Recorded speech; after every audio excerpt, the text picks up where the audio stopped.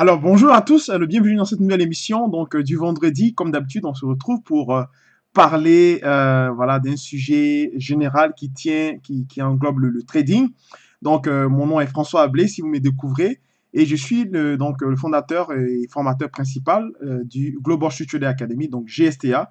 Je suis également trader actif sur les réseaux sociaux. Vous pouvez me suivre bien sûr via GSTA, donc Global Street Trader Academy sur Facebook, et également GSTA Global Street Trader Academy sur YouTube. On a aussi notre site web qui est le www.gstacademy.com. Là, vous pouvez en fait vous abonner pour savoir nos mouvements, nos déplacements et les services que nous offrons. Et également, vous pouvez télécharger à partir de là votre e-book gratuit.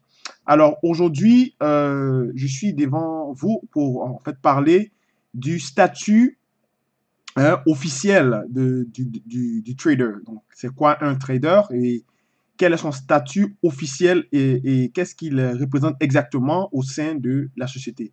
Alors, comme vous le savez, le rôle de trader, le statut de trader, il y a deux cas de figure, hein. Donc, soit vous êtes employé d'une banque, d'accord? Vous êtes employé d'une banque, donc vous êtes salarié. Et en ce moment-là, vous avez un salaire, vous avez des charges, l'entreprise qui vous embauche paye des cotisations sociales, des charges sociales. Donc, vous êtes en fait un employé, mais votre position dans cet emploi est trader. Donc, vous avez des tâches spécifiques. Donc, je ne parle pas de ce type de trader, je parle du trader particulier comme vous et moi.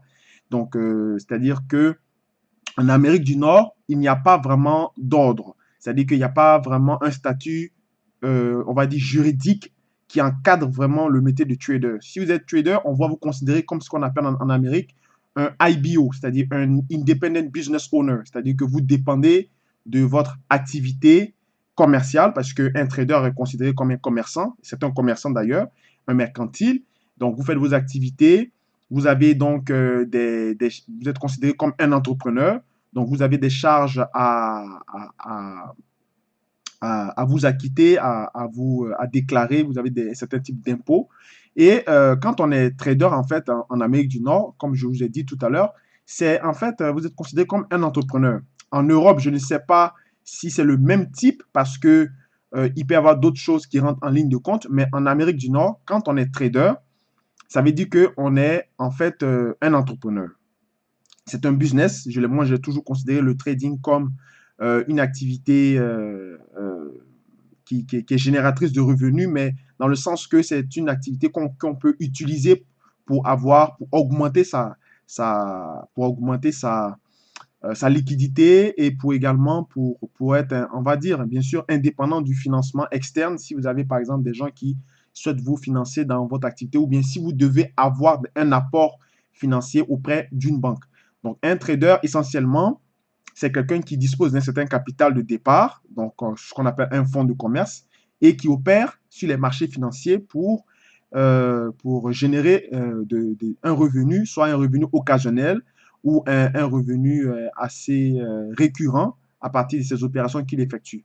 Donc ici, je m'adresse à des débutants, à ceux qui, par exemple, qui veulent savoir c'est quoi le métier de trader.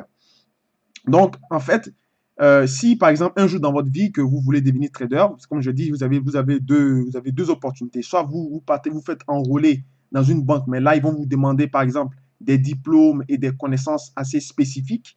Mais si vous voulez devenir trader vous-même, c'est-à-dire trader pour compte propre ou trader particulier, en ce moment-là, il n'y a pas de statut juridique en fait de façon claire. On peut vous considérer comme un entrepreneur dans la finance et vous allez bien sûr être assujetti aux mêmes règles qu'un entrepreneur qui, par exemple, qui a un commerce ou bien qui a, comme on dit, qui a un business. Donc, votre business, c'est que vous ouvrez un compte, vous déposez de l'argent chez un broker pour justement effectuer des transactions pour générer des revenus. Et à partir du moment où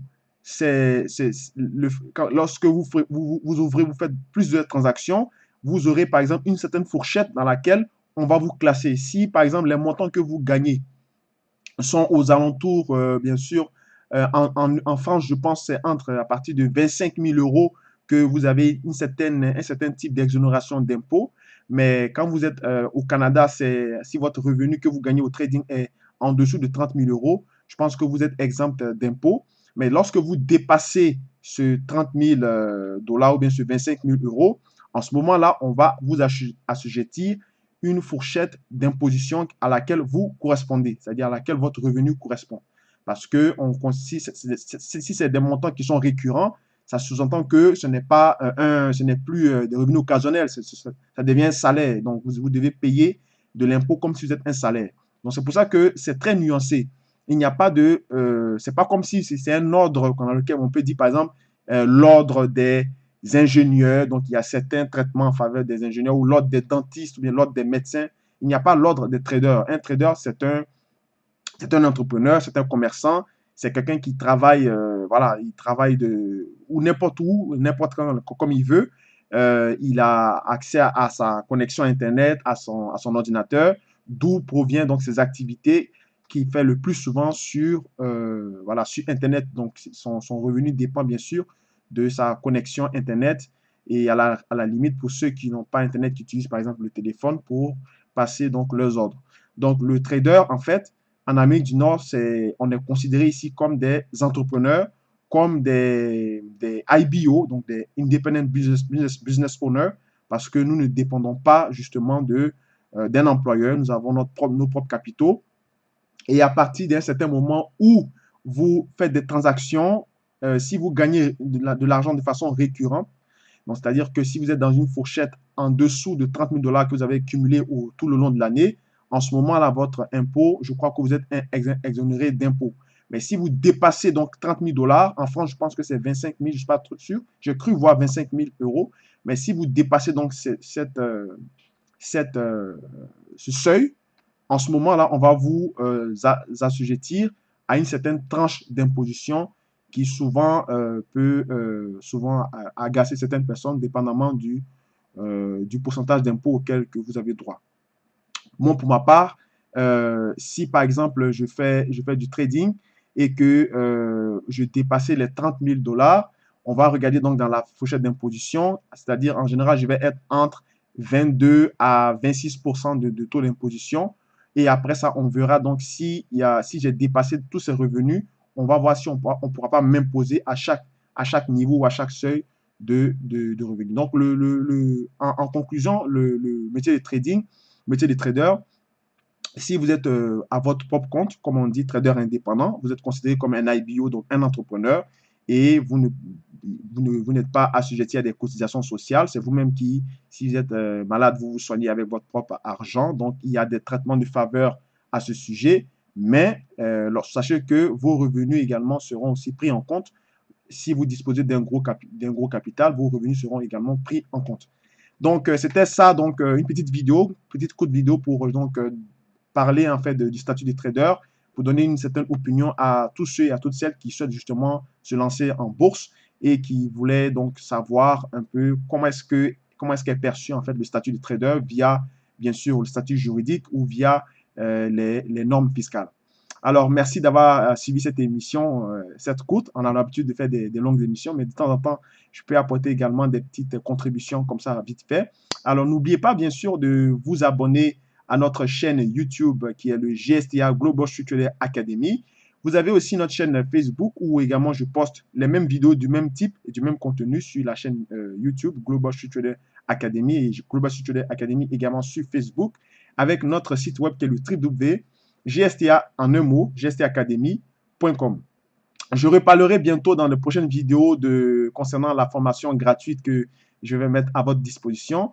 Donc, ça serait donc pour ceux qui souhaitent justement s'initier à la bourse, ça sera une opportunité pour vous de justement venir ici au GSTA et puis de commencer à apprendre les marchés financiers. Ça sera aux alentours de entre un mois gratuit que je vais vous donner en termes d'encadrement et de soutien sur les marchés financiers. Mais j'en reparlerai dans de prochaines vidéos. Allez, portez-vous bien et passez un très beau week-end. Merci encore. Au revoir.